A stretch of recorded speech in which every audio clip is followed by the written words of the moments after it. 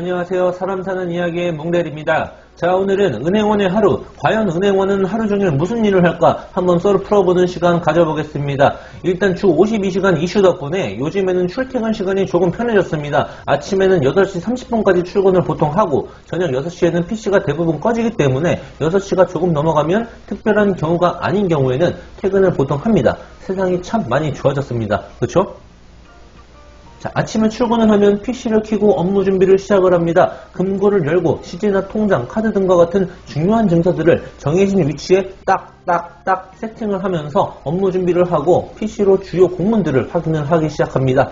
이제 9시가 되면 문이 열리면서 실질적인 업무가 시작이 되는 거죠. 상담의 폭은 무지하게 넓습니다. 적금, 예금, 투자상품, 퇴직연금 등과 같은 수신부터 시작해서 신용대출, 전세대출, 주택담보대출 등과 같은 여신 업무, 그리고 환전, 송금, 신용장, 수출입 등과 같은 외환 업무까지 끝도 없습니다. 한창 고객하고 상담을 하는 중인데 전화가 갑자기 옵니다. 받으면 무언가 확인을 요청하거나 상담을 해야 되는 경우가 태반입니다. 그러면 앞에 고객님한테 양해를 구하던가 전화를 건 고객한테 양해를 구해야 합니다. 그러는 도중에 뒤에서 부점장님이 갑자기 어제 미비된 서류다 보완되었냐고 물어봅니다. 옆에서는 차장님이 어제까지 심사하라고 했던 대출권은 어디까지 진행이 되었냐며 메신저가 옵니다. 그런데 여기서 또 끝이 아닙니다. 내가 가입시킨 펀드도 아닌데 한 고객님이 펀드 수익률이 왜 있다냐며 저한테 뭐라고 노발대발합니다. 그 펀드 권유를 한 직원은 이미 다른 지점으로 발령이 나 있습니다. 어떻게도 혼자서 해결해야 되는 부분입니다. 여기서 끝이 아닙니다. 거래업체 직원이 와서 급여일치랑 퇴직연금 입금을 해달라고 합니다. 그리고 해외송금을 신청했고 인보이스는 팩스를 넣었으니 처리해달라고 말합니다.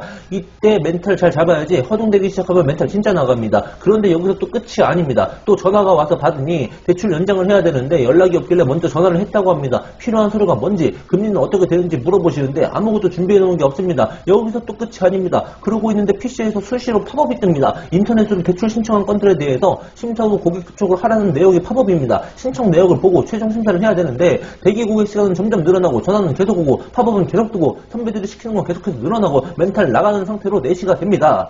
자, 4시가 되고 마지막 손님이 나가면 이제 현금이나 수표 등과 같은 시제를 맞추고 카드나 통장 등과 같은 증서들을 맞춥니다. 이때 만약에 시제가 틀린다, 혹은 카드 한 장이 남는다, 혹은 부족하다, 이런 경우에는 그냥 이제 답 없는 상태가 되는 겁니다. 그리고 받아놓은 대출 심사 서류를 가지고 전산 입력하면서 막 심사를 하고 있으면 이제 실적이나 특별한 이슈 같은 거에 대해서 회의를 막 하자고 합니다. 회의를 하는 척하고 막 퇴근하고 뭐하지 이렇게 잡다한 생각 하다 보면 회의가 어느새 끝나고 그렇게 6시가 되면 PC가 꺼집니다. 오늘 받은 심사 서류, 신용장 신청, 팩스 들어온 거, 인터넷으로 접수된 대출 심사 대기권들 다 내일로 미뤄집니다. 이런 비슷한 패턴이 반복됩니다. 항상 이런 밀려 있습니다. 저는 이게 처음에 정말 스트레스였는데 한 7, 8년 다니다 보니까 이게 개인의 역량이나 개인의 힘만으로는 어떻게 되는 게 아니라는 걸 어느 순간부터 깨닫고 마음을 비우고 있습니다. 이 자격증설도 간단하게 정리를 해보면 증권, 펀드, 파생 이게 기본 금융 3종이라고 하고요. 생명보험, 재산보험, 손해보험, 변액보험 이게 보험 4종이라고 하는 것 같더라고요.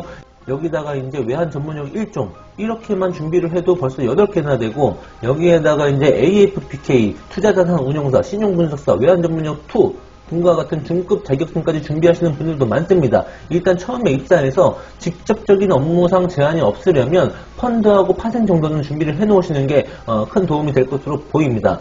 저는 여기서 좀 개인적인 생각이 드는 게 뭐냐면 그 회사에서 그 자격증 취득 지원도 많이 해주고 엄청 독려하는 분위기인데 그동안 이제 하나씩 아무 생각 없이 막 강의 듣고 시험 보고 합격하고 혹은 떨어지고 이걸 반복하면서 보낸 게 8년인데 이게 사실 어떤 자격증에 담겨있는 특정한 내용이 내가 지금 하고 있는 은행 실무에 대해서 직접적으로 연관되어 있는 게 얼마나 있을까 하는 생각이 갑자기 드는 거예요. 이게 저뿐만이 아니고 한 10년 이상 근무한 직원들도 강의를 계속해서 들어야 되고 공부를 해야 되고 이러고 있더라고요. 실무적으로 큰 도움이 안 되는 이런 내용들을 가지고 이 자격증 취득이라는 이 어떤 그 가시적인 성과를 위해서 달달달 외워야 되는지 좀 이렇게 의문이 되는 부분이 있습니다.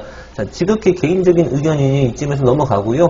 아무튼 은행에 들어오려고 하는 취준생 분들은 최소한 펀드랑 파생 정도는 미리 준비를 하셔라. 자, 그 다음에 이제 은행을 논할 때 뗄래야 뗄 수 없는 내용 중에 하나가 바로 실적 압박 이 부분인데요. 당연히 정도의 차이는 있을 뿐이지 모든 영업점에서 실적 압박은 없을 수가 없겠죠. 일단은 지점 내에서 경쟁을 하고요. 그 다음에 지점 간의 경쟁을 합니다. 그리고 나서는 지역 간의 경쟁을 하기 나기 시작하고 최종적으로 은행 간의 경쟁을 하게 됩니다.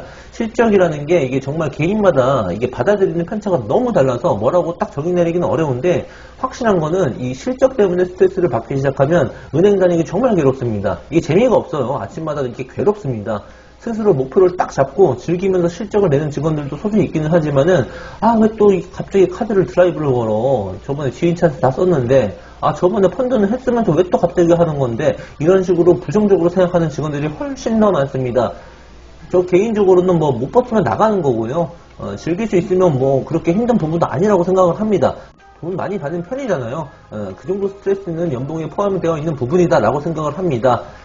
자, 마지막으로 정리를 하자면 은행에서 다뤄지는 업무가 이게 너무 다양하고 복잡하게 얽혀있거든요. 그리고 부서마다 지점 위치에 따라서도 주요하게 다뤄지는 업무들이 다 다르다 보니까 명확하게 이거다 라고 정의 내리기에는 조금 무리가 있을 수도 있겠지만, 그럼에도 불구하고 일반적인 지점에서 근무하는 경우에 다뤄지는 업무 영역을 조금 이제 생각이 나는 대로 정리를 해봤습니다.